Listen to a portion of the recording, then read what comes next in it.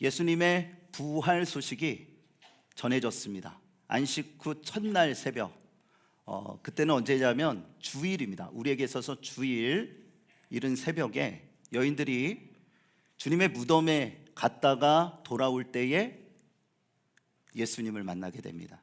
그들이 정말 주님의 발 앞에 엎드려서 주님의 놀라우신 은혜와 부활하심을 경험하고 또한 그 사랑을 또한 전하기 위해 제자들에게로 가게 되고요. 또 베드로와 요한도 이 소식을 듣고 주님의 무덤을 찾습니다. 그리고 주님이 부활하심을 확인하게 되죠. 그리고 그날 저녁입니다. 제자들이 모여있는 집에 예수님이 찾아오셨습니다. 그런데 그 자리에 없었던 제자가 있었어요. 오늘은 그가 만난 부활의 주님에 대한 이야기를 함께 나누고자 합니다. 그렇다면 오늘 본문에서 우리에게 주시는 메시지는 무엇일까요? 첫 번째는 의심을 넘어 믿음의 확신을 가지라는 것입니다. 우리 함께 따라합니다. 의심을 넘어 믿음의 확신을 가집시다. 자, 사람들은 각자마다의 기질과 성향이 다릅니다. 우리가 비슷하게 생긴 이러한 사람들이나 아니면 전혀 다르게 생긴 사람들이나 또 우리 성지 공동체 안에 신앙의 삶을 살아가는 모든 사람들 각자마다의 기질이 다 다르죠. 그러다 보니 여러 가지의 부딪힘도 있을 수 있고 더 친밀함을 느낄 수도 있고 하는 이러한 일들이 우리 가운데 항상 있습니다. 주님의 제자들을 살펴보면 베드로는 다혈질적이고 급한 성격이었습니다. 그래서 어디를 가나 항상 반발 앞섰어요. 그래서 그의 이러한 모습들을 주님께서 질책하시기도 했습니다.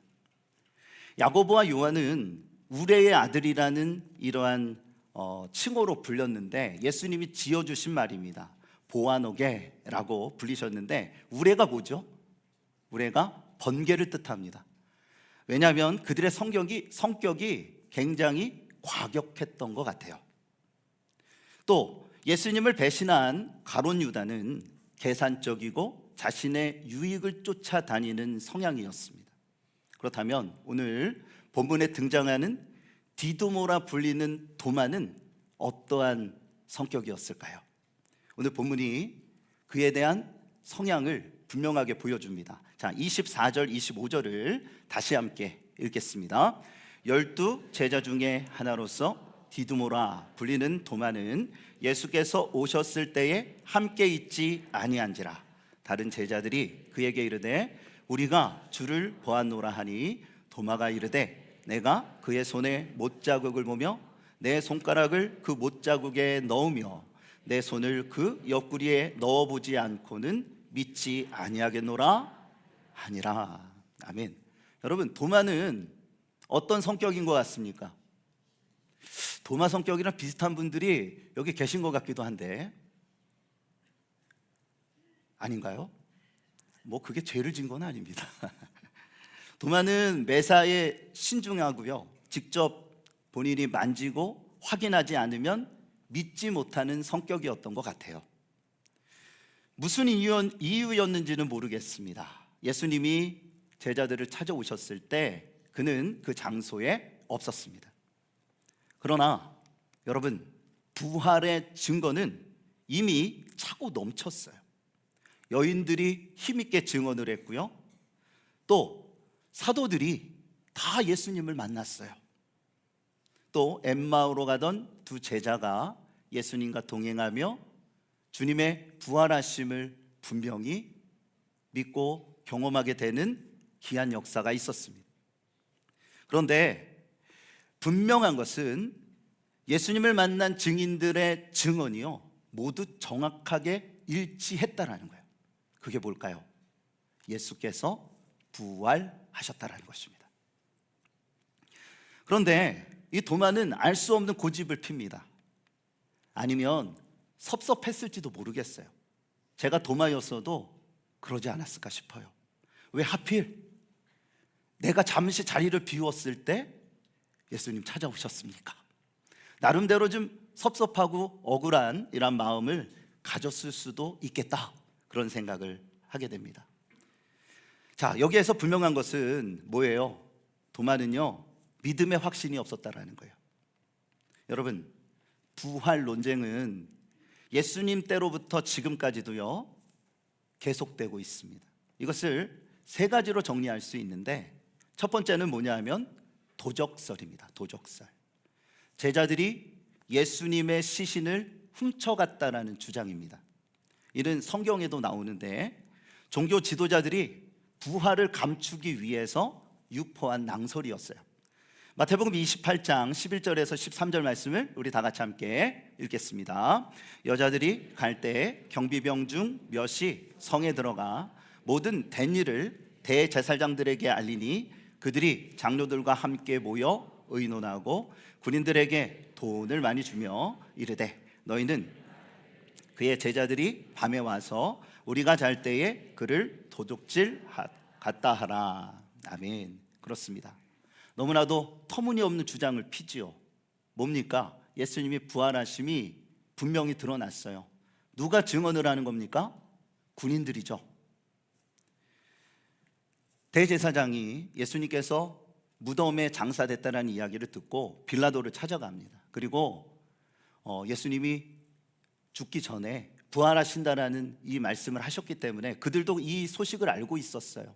그래서 어떻게 하냐면 무덤을 지키게 해달라고 부탁을 합니다. 그러자 빌라도는 굳이 로마 군인들을 그곳에 보낼 이유가 없다라고 생각합니다. 그래서 뭐라고 이야기하냐면 너희에게도 있지 않냐?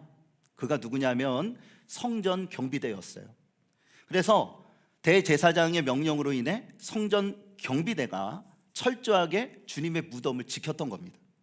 그런데 제자들이 어떻게 그 참 경계를 풀고 예수님을 훔쳐갈 수 있겠습니까? 불가능한 일이에요. 두 번째는 뭐냐면 기절설입니다. 예수님이 죽으신 게 아니고 잠시 기절했다가 깨어났다라는 주장입니다. 이것은 참 불가능한 일이에요. 왜냐하면 예수님이 운명하신 후에 군인들이 어떻게 합니까? 로마 군병이 창을 들고 예수님을 찌르잖아요. 어디를 찌릅니까? 옆구리를 찌르죠.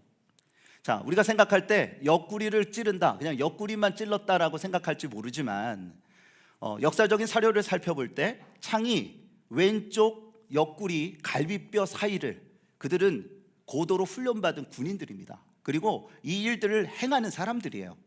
그래서 그 갈비뼈 사이를 비집고 폐를 거쳐서 심장을 찌르는 거예요. 이것은 일종의 확인 사살입니다.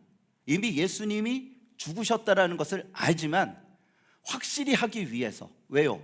이것이 로마를 향한 반역의 이러한 처형이었기 때문에 저들은 분명하게 이 창으로 예수님의 심장을 찔렀다라는 거죠. 이때에 많은 물과 피가 쏟아졌습니다. 여러분, 예수님이 기절했다 깨어나실 수가 없어요. 셋째는 뭐냐면 영혼설입니다. 예수님이 부활한 것은 육신이 아니라 영혼이라는 주장이에요. 그래서 문을 관통하고 갑자기 나타났다가 사라질 수 있었다라는 거죠. 그런데 우리가 성경을 읽어보면 주님은 살과 피가 있었다 말씀합니다. 숨도 쉬셨습니다. 또 제자들과 함께 직접 아침 식사를 만드셔서 그 식사를 드셨어요. 오늘 본문에도 보면 예수님 말씀하시잖아요. 자, 이 못자국과 창자국을 만져보라 말씀하시지 않습니까? 사랑하는 교회 여러분, 예수님은요 신령한 몸으로 부활하신 것입니다. 신령한 몸. 자, 부활의 몸이라 이야기할 수 있습니다. 그래서 이 몸은요 직접 만질 수 있고요, 또한 예수님께서는 제자들이 문을 잠궈 놓은 그곳에 통과하여 들어가실 수도 있고요. 우리가 생각하는 이러한 차원의 이러한 몸이 아니라는 것입니다.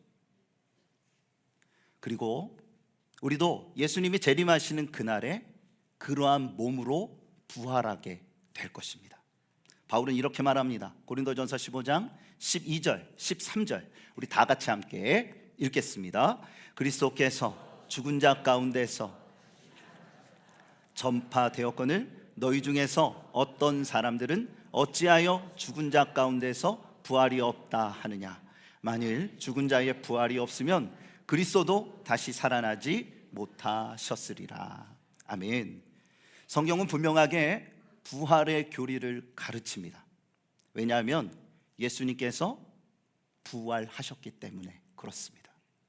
여러분, 우리가 이런 부활의 신앙과 믿음이 없다면 그것은 그리스도인이 아닙니다. 여러분에게 분명히 선포합니다. 여러분, 부활의 주님을 믿으셔야 돼요. 할렐루야.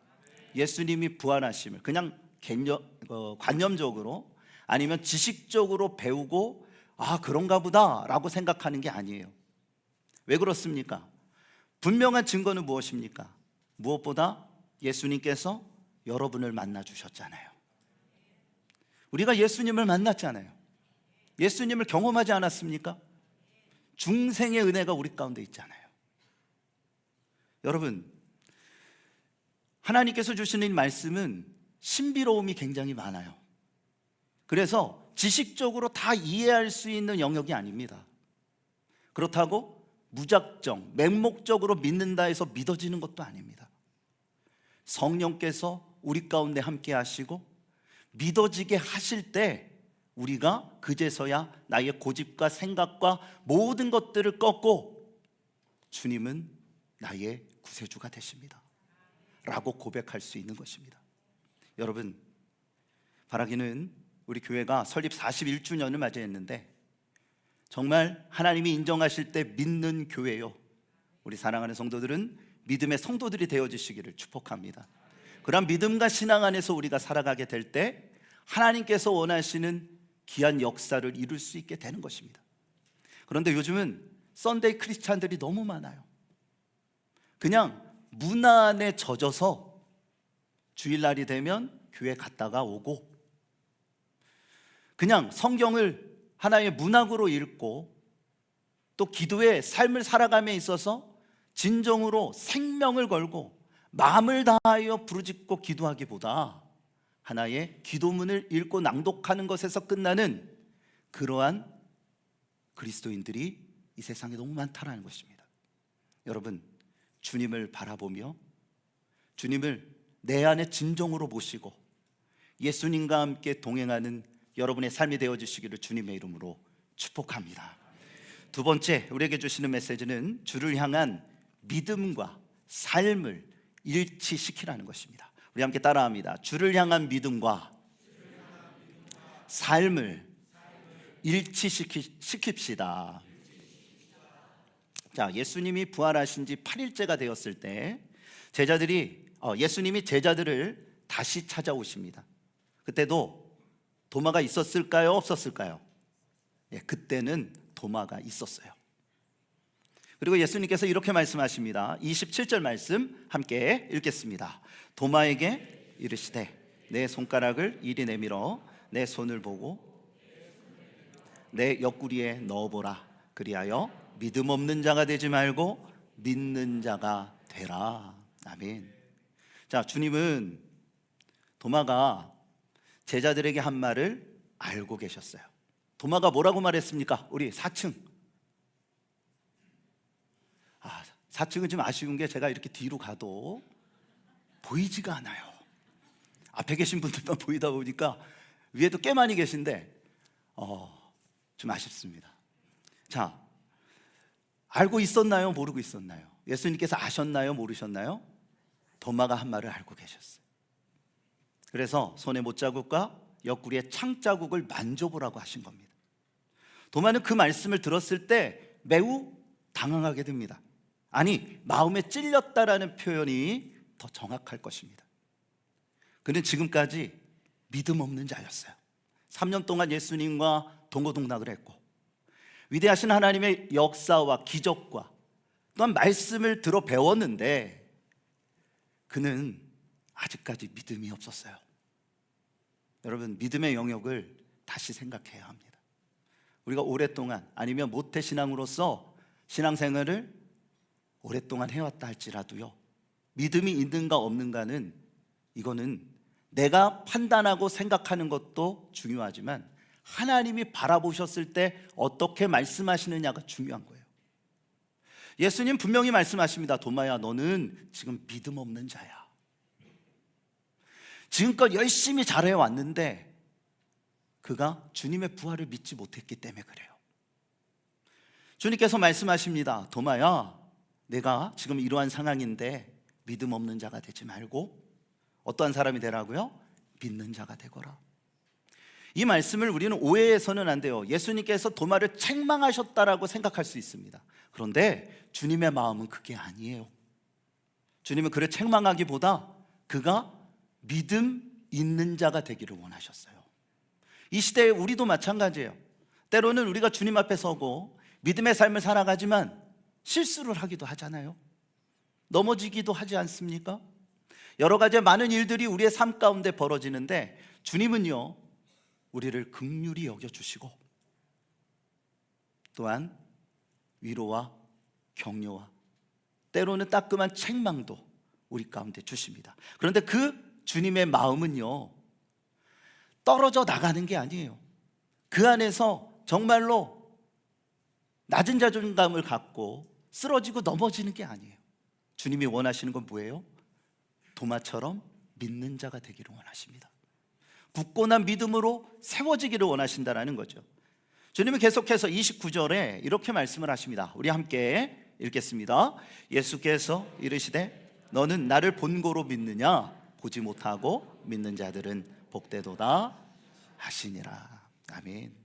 여러분, 진정한 믿음은 예수님을 향한 온전한 신뢰에서 비롯되는 것입니다.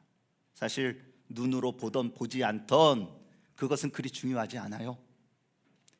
예수님을 신뢰하면 그분의 말씀을 굳건히 믿게 되는 것입니다. 예수님을 신뢰하느냐 신뢰하지 않느냐의 차이에 따라 그 사람의 믿음이 어떤 결과를 맺는지가 달라진다는 거예요. 어떤 사람은 이렇게 이야기합니다. 이 말씀은 믿어지는데 이 말씀은 아닌 것 같습니다. 여러 가지의 많은 생각과 의견과 요즘 또 유튜브가 얼마나 많은 정보들을 쏟아냅니까? 그러다 보니까 여과 없이 쏟아지는 그 정보들을 때로는 잘못 접하여 때로는 이단들이 유포한 이러한 사설들을 분별하지 못해서 여러 가지의 의혹을 갖고 믿음이 흔들리는 수많은 사람들을 보게 됩니다. 여러분, 우리가 진정으로 믿음의 삶을 살아간다는 건 이 성경 66권의 이 말씀 안에 있어요. 어떤 분들은 말씀을 읽기보다 유튜브 설교를 더 많이 들으시더라고요. 우리 교회 설교를 듣는 것도 아니에요. 여러분, 본교회 중심으로 가셔야 돼요. 할렐루야. 그리고요, 하나님의 말씀을 읽으세요. 하나님의 말씀을 들으십시오. 그리고 그 말씀을 온전히 묵상하고 믿음으로 살아가세요. 그 말씀이 내 안에 읊조려지게 되고 그 말씀이 내 영의 양식이 돼야 돼요. 귀만 지식만 커져서는요, 신앙이 성장하는 게 아닙니다. 예수님을 만나야 되고요, 예수님을 경험해야 돼요. 그럴 때 나의 신앙이 더욱더 굳건하게 든든하게 세워지는 것입니다. 그러면 주를 향한 믿음과 자신의 삶을 일치시킬 수가 있어요.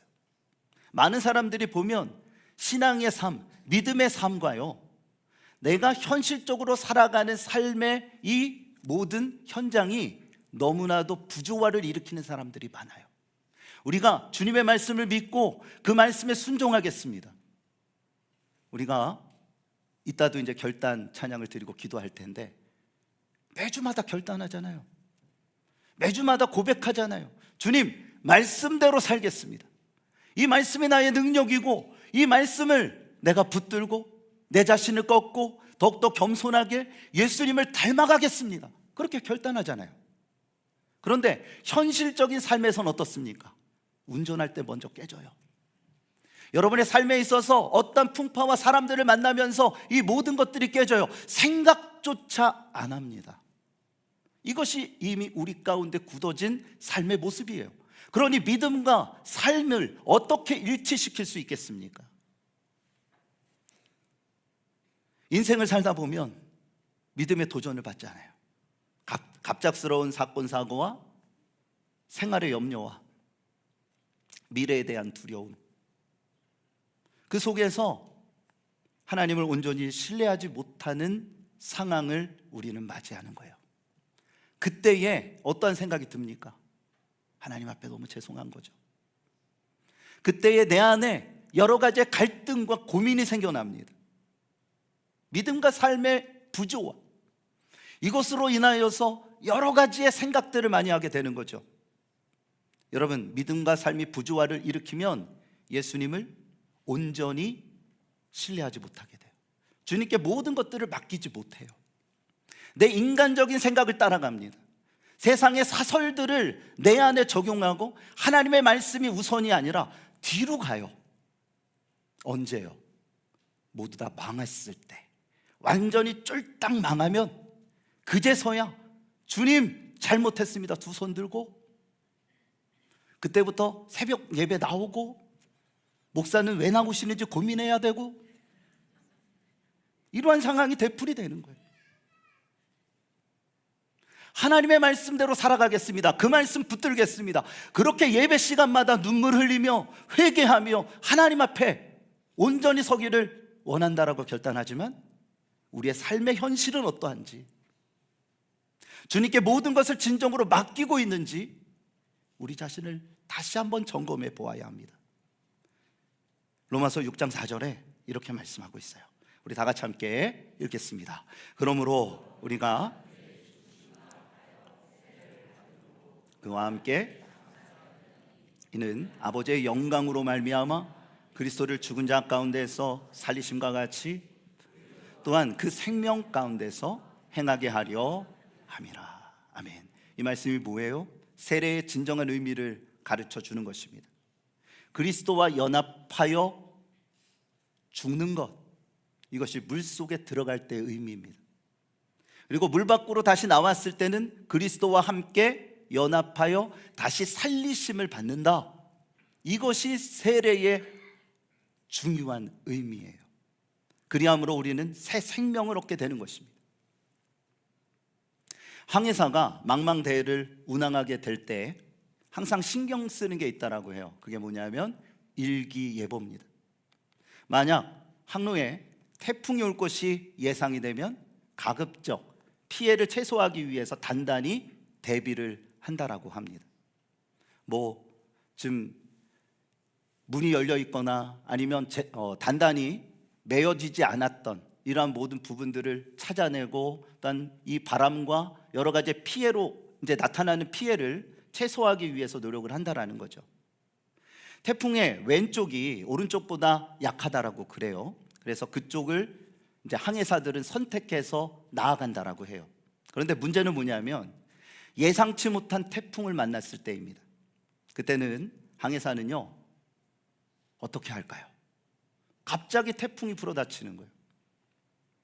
왼쪽 오른쪽을 따질 수 있는 상황이 아니에요. 이럴 때는 어떻게 할까요? 어떻게 해서든지 빠져나가기 위해 노력하기보다 태풍이 잘 지나가기를 기다리며 최대한 버티는 선택을 한다는 거예요. 이것이 더 현실적이고 그가 또한 할 수 없는 것이 너무 많기 때문에 이러한 선택을 하게 된다는 거죠. 그런데 항해사들이 태풍보다 더 두려워하는 것이 있다라고 합니다. 뭘까요?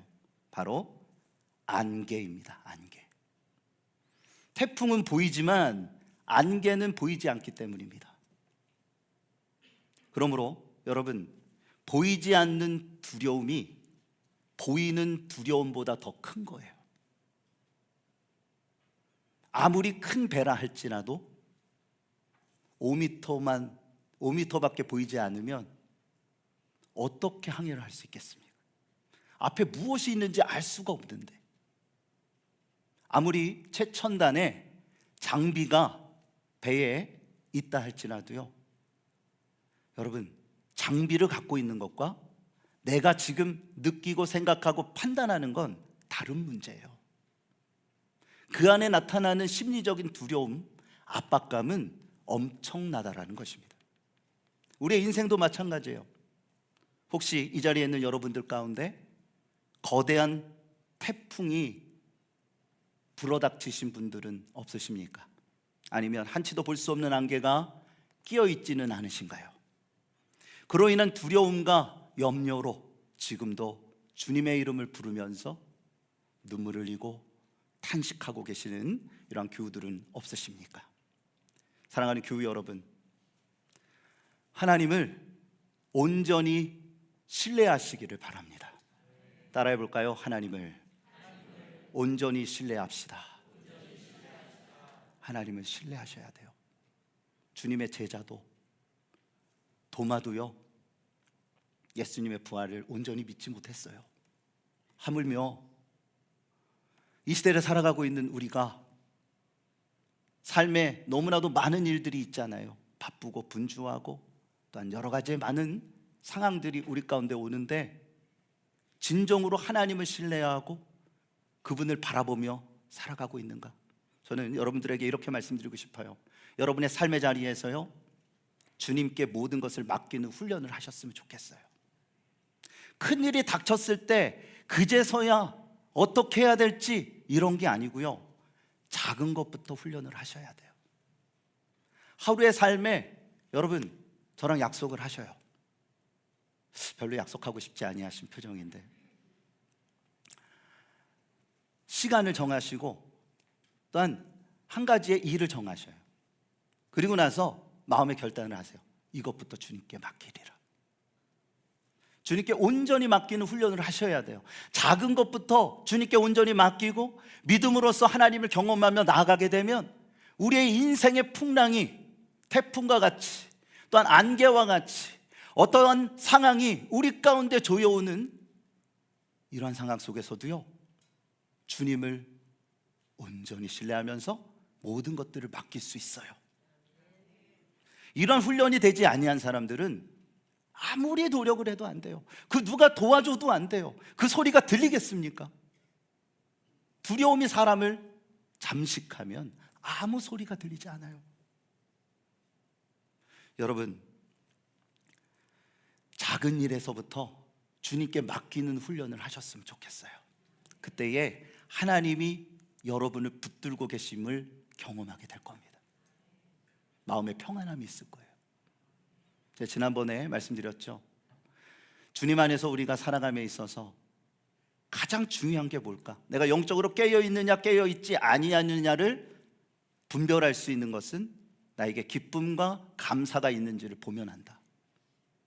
나에게 있어서 기쁨이 사라지고 감사가 없어졌다면 뭔가 문제가 있는 거예요. 주님으로부터 놀라운 사랑과 은혜를 받았는데 그러한 감격이 없고 그러한 느낌이 없다면 이거는 뭔가가 잘못된 거예요. 여러분, 일상에서의 삶도 마찬가지예요. 하나하나를 주님 앞에 맡기는 것. 사실 여러분 자식의 문제를 여러분 어떻게 하실 수 있어요? 어렸을 때는 이렇게 하라고 그러면 다 했죠. 아이들이 순종하죠. 다 큰 아이들을 이 자리에 데리고 오는 것이 남북 통일을 하는 것보다 더 힘들다라는 걸 저는 잘 알고 있습니다. 과장된 표현이에요. 결코 쉬운 게 아니에요. 그냥 온갖 것을 다 준다고 해준다고 제발 때로는 막 그냥 애원을 하고 그래야지 이 자리에 함께 있는 거 아닙니까? 혹시나 또 그렇게 오신 분들 계시면 시험에 들지 않으시기를 바랍니다. 여러분, 자녀 문제 어떻게 할 수가 없어요. 우리가 뭔가를 해준다라고 해서 되는 것도 아니에요. 우리가 할 수 있는 게 뭡니까? 하나님을 신뢰하는 것이고 그분께 맡기는 거예요. 그럴 때 우리의 믿음과 삶을 일치시킬 수 있어요. 하나님이 원하시는 믿음의 삶을 살아갈 수 있게 되는 것입니다. 하나님께서 붙드시는 하늘의 평안이 우리의 심령을 붙들어요. 내가 하나님을 붙드는 것 같죠? 아니에요. 여러분, 하나님이 여러분을 붙드세요. 여러분의 마음속에 함께 하시고 한량없는 은혜와 때로는 기적과 하나님의 역사하심이 여러분들 가운데 함께 한다는 것입니다. 이것을 경험한 사람들은요, 절대로 그 손을 놓지 않아요. 이것이 얼마나 소중하고 인생에 있어서 값어치가 큰 가치인지를 알기 때문입니다. 세상에서 얻을 수 있는 게 아니에요.